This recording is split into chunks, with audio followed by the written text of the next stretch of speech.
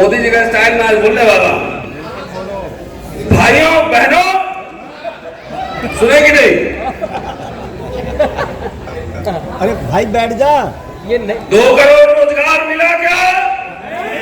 जोर से बोलिए। 2 करोड़ रोजगार मिला क्या? हाथ उठाइएगा। 15 लाख रुपए आए क्या? मोदी जी पिछड़ा है ना ओबीसी, पिछड़े वर्ग के लिए कोई कमीशन बनाया क्या? पिछड़े वर्ग के लिए प्रमोशन में आरक्षण किया क्या? पेट्रोल सस्ता हुआ क्या? आपको रोजगार मिले क्या? बच्चों को शिक्षा मिला क्या? सर नहीं है। काला धन वापस आया क्या? स्मार्ट सिटी बना क्या? तो सब कुछ बना ही नहीं, कुछ हुआ ही नहीं, तो बीजेपी को वोट क्यों देता? जब कुछ हुआ ही नहीं, कल भी मैंने कहा था गुदगुदी वाला भाषण दूं कि कड़ा वाला दूं? पहले ये बताओ। कड़ा वाला दिया। कल भी मैंने कहा था कि जब ये बीजेपी की सरकार, सीधा ये सारे मुद्दे पॉलिटिकल है ना? निजी क्षेत्र में आरक्षण मिला क्या? जाति जनगणना हुआ क्या? तो नहीं हुआ तो जात के नाम पे वोट क्यों देते? सवाल। आप खड़े हो जाइए, आज शपथ दिलवाऊंगा, क्योंकि हम लोग का टाइम बहुत खराब हो रहा है। अभी 4 घंटा से इधर बैठे हुए, 4 घंटा में किताब भी छपना है, किताब पे काम करना होता था, इधर फ्री का भाषण देने नहीं आऊं। पहले कमिटमेंट लूंगा, ये आप कमिटेड है कि नहीं? आपके सारे समस्या की जड़ ये बीजेपी सरकार है। बीजेपी सरकार तो खड़ा हो जाइए, पहले एक शपथ मैं भी लूंगा। खड़े हो जाइए और पूरा देश के मीडिया में जाना चाहिए, जोर जोर से बोलना है। खड़े हो जाइए।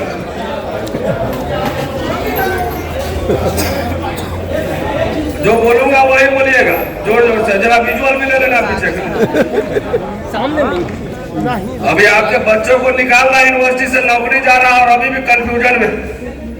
अब बोलिए, मेरे घर का, मेरे जात का, मेरा रिश्तेदार कोई भी अगर बीजेपी के साथ चुनाव लड़ेगा, बीजेपी का उम्मीदवार बनेगा, उसको हम लोग हरवाएंगे, उसको वोट नहीं देंगे, उसके खिलाफ प्रचार करेंगे। मेरा भाई भी अगर बीजेपी से चुनाव लड़ेगा, उसके खिलाफ प्रचार करेंगे, उसको हरवाएंगे। बोलिए कि मैं सत्य और निष्ठा के साथ शपथ लेता हूं। दिखाओ भाई, विजुअल दिखाओ। हजारों लोगों ने शपथ लिया है, बीजेपी को हरवाएंगे। अब आपके जात का, घर का कोई भी आदमी अगर बीजेपी से उम्मीदवारी करता है, उस दिन टेस्ट करूंगा कि जात के नाम पर वोट दिए या विचारधारा के नाम पर वोट दिए। टेस्टिंग होगा, शपथ दिलवाना जरूरी है। अब आज के बाद जिस भी सभा में जाऊंगा, पहले शपथ दिलवाऊंगा कि पहले शपथ लो। हम लोग गला फाड़ फाड़ के बोले जा रहे हैं, गला फाड़ फाड़ कर बोले जा रहे हैं। नौकरी दांव पर है, जान दांव पर है, बोले जा रहे हैं। अब पता लगा कि एक नेता चला गया बीजेपी के साथ, एनडीए के साथ, तो उसका जात का आदमी भी जात उसी में चला जा रहा है। तो हम लोग पागल है क्या? जेब से नोट भी खर्चे हो रहे हैं, टाइम भी जा रहा है। तो शपथ लीजिए। और वो स्ट्रक्चर जो है वो खाली नेता पर नहीं है, अल्टू पल्टू नेता पर नहीं है, वो आप पर भी है कि समाज का ऐसा आदमी है जिसके दिमाग में भूसा गोबर भरा हुआ है कि एक नेता को खरीद लो तो समाज का ज्यादातर लोग बिक जाता है। समझ गए? इसलिए बात कहना जरूरी है। दोस्तों, बहुत तरह तरह की अच्छी बात से यहाँ लिखा हुआ है, क्रिमिनल तमाम, ये सब कुछ लिखा हुआ है। एक बात याद रखो, इस देश में लड़ाई अभी जो है इंडिया बनाम एनडीए है। तीसरा मोर्चा की संभावना नहीं। खराब लगे कोई बात नहीं, लेकिन वस्तु स्थिति यही है। हम ये नहीं कह रहे हैं कि इंडिया आएगी तो घी की नदी बहेगी, ये नहीं कहते, लेकिन वहां पर कोई संभावना है जरूर कि हम अपना एजेंडा सेटिंग कर लेंगे। बहुत जल्दी एक प्रेस वार्ता करके हम दलित इमेंसिपेशन मैनिफेस्टो जारी करने वाले हैं। दलित कह रहा हूं, ट्राइबल समुदाय के लोग हैं वो अपना मैनिफेस्टो लेकर आए, पिछड़े समुदाय के लोग वो भी अपना मैनिफेस्टो लेकर आए, अपना लॉ मैनिफेस्टो। बहुत लंबा नहीं, हमारे लोग का स्ट्रेटजी बहुत गड़बड़ है। एक समय में 3 पेज का जो है मेमोरेंडम बना लेता है, 1000 डिमांड रख लेता है। तो 1000 डिमांड रखोगे तो समझो आप सीरियस नहीं हो, एक भी डिमांड को लेकर आप सीरियस नहीं हो। हमने बनाया है 6 पॉइंट, मैं और हमारे मित्र हैं चंद्रभान कि 6 ही पॉइंट। इसलिए जैसे उदाहरण दे रहा कि दलितों के पास कुछ नहीं था, लेकिन फ्री में एजुकेशन जब मिला, एक ही मुद्दा था ना एजुकेशन, तो एजुकेशन जब मिला तो उसे इंजीनियर, डॉक्टर, वकील सब बन गया, आर्थिक स्थिति ठीक हो गई। समझ रहे? तो इसीलिए मैनिफेस्टो जारी करना है, जो कि हमारे नेताओं के पास, क्योंकि समाज के पास ही कोई डिमांड नहीं है, समाज अपने डिमांड के लिए आंदोलन नहीं कर रहा है, नेता क्यों करे? तो हम लोगों ने तय किया है कि हम लोग मैनिफेस्टो जारी करेंगे, दलित इमेंसिपेशन मैनिफेस्टो। दोस्तों, अगर मैं इंडिया की बात करता हूं तो कुछ पार्टी विशेष के जो है कार्यकर्ता जो है ना, हम लोग को गाली देते हैं, दलित सब, उसकी मति मारी गई। उसको समझ में नहीं आ रहा है कि बीजेपी सत्ता में आएगी तो उसके नेता कभी एमपी भी नहीं बनेगा, प्रधानमंत्री बनने की बात छोड़ दो। तो हमें कहते हैं तो कांग्रेस का दलाल है, तो कांग्रेस से ये ले लिया। अरे भाई, हम कांग्रेस से टिकट नहीं मांगने जाते, बीसी बनने की दावेदारी है जी। भाई, उसी को गाली दे रहे हो, उसी को गाली दे रहे हो। ये बात इसलिए कह रहा हूं कि इधर उधर कहीं वोट दोगे तो इसका मतलब है आप बीजेपी को वोट दे रहे हो। इधर उधर वोट दिया इसका मतलब बीजेपी को ही जा रहा हो। तो कौन बी टीम है वो समझो सीधा। और दिन भर कांग्रेस को गाली भी दे रहा, कह रहे हो कि हमें प्रधानमंत्री का उम्मीदवार बनवाओ। अब उसी को कह रहे हो, अरे 50-60 एमपी जीत के लाभ तक बार्गेनिंग कर लेना कि पीएम बनोगे कि क्या बनोगे। और हम तो बीजेपी आरएसएस के खिलाफ चुनौती मैदान में है। जो आरएसएस के समर्थन से और जो बीजेपी के समर्थन से जो सरकार बना चुका हो, अगर वो दलित मुक्ति की बात करे तो समझना कहीं ना कहीं प्रॉब्लम है। सावधान, सावधान। चूंकि इन लोगों ने मैनिफेस्टो जारी नहीं किया, एजेंडा नहीं सेटिंग किया, हमारे जैसे लोगों को आगे आगे करना पड़ रहा है। आपसे न वोट मांगने जा रहा हूं अपने लिए, न टिकट मांगने जा रहा हूं, न चंदा मांगने जा रहा हूं। भानु प्रताप जी ने जो कहा वो ईवीएम आधुनिक मनुस्मृति है। और ये ऐसा मनुस्मृति है कि ये मत समझिएगा कि खाली शूद्र अतिशूद्र को चापेगा। ये ऐसा मनुस्मृति है कि 3% लोगों को छोड़कर, मोदी और शाह के जो समर्थन में नहीं है उनको छोड़कर, पंडित जी भी होंगे तो उसको भी चापेगा, कायस्थ होंगे उसको भी चापेगा, भूमिहार होंगे उनको भी चापेगा, छोड़ेगा किसी को नहीं। तो इसलिए इसको मनुस्मृति कहते हैं। जो उनसे डिसएग्री करेगा किसी को नहीं छोड़ेगा। तो साथियों, ये कि चूंकि कल भी मैंने कहा था कि पॉलिटिकल इशू है, अपना वोट बर्बाद मत करना। वोट जात के नाम पर इमोशन से वोट मत देना।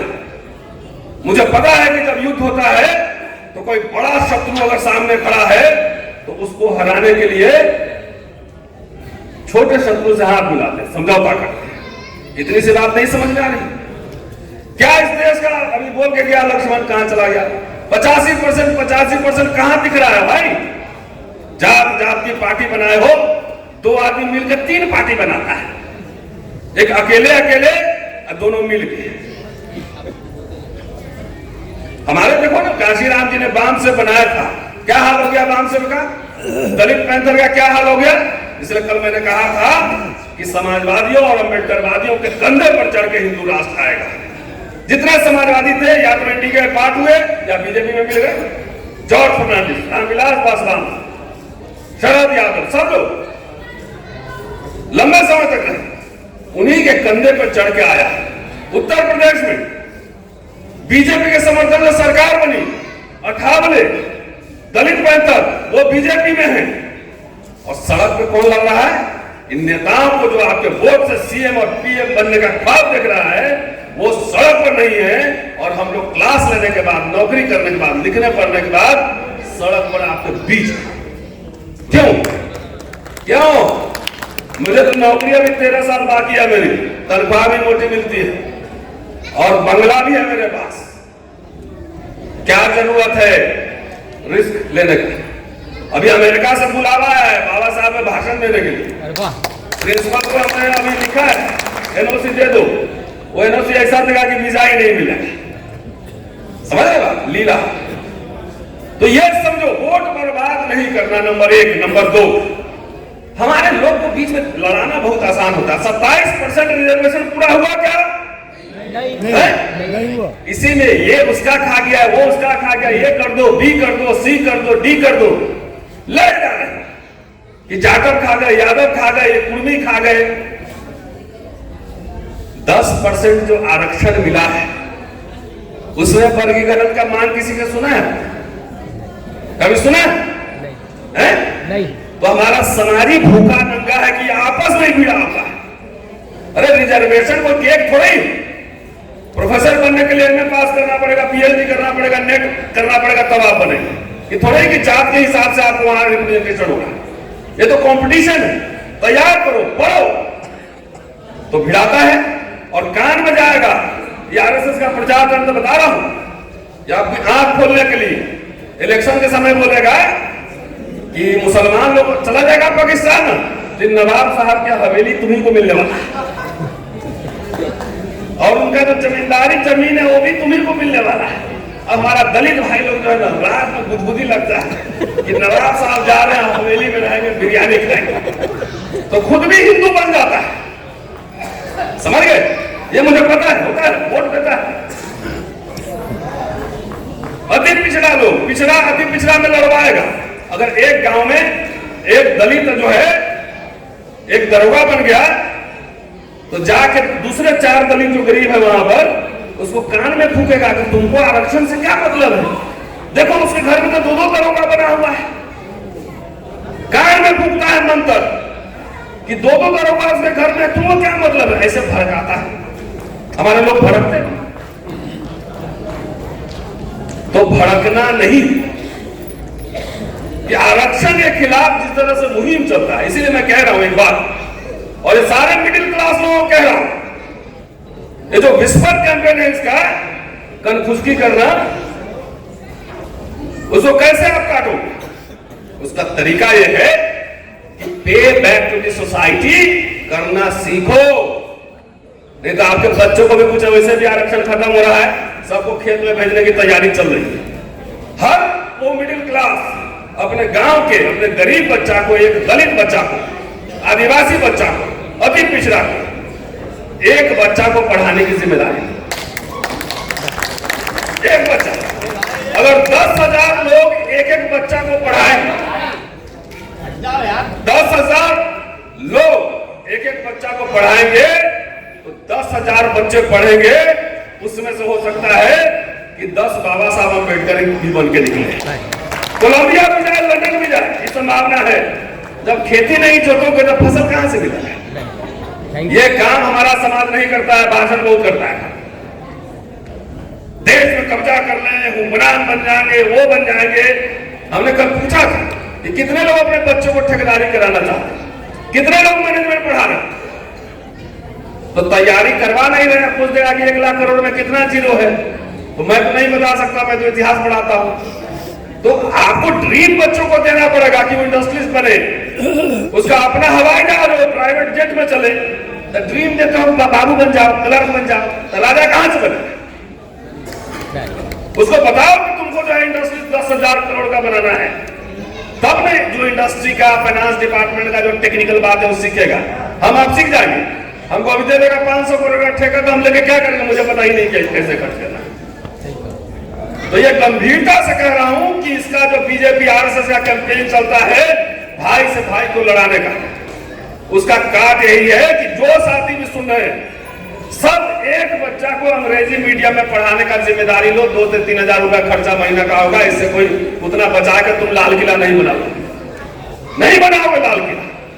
और मैं कह रहा हूं तो मेरे इतिहास के बारे में पता भी कर लेना।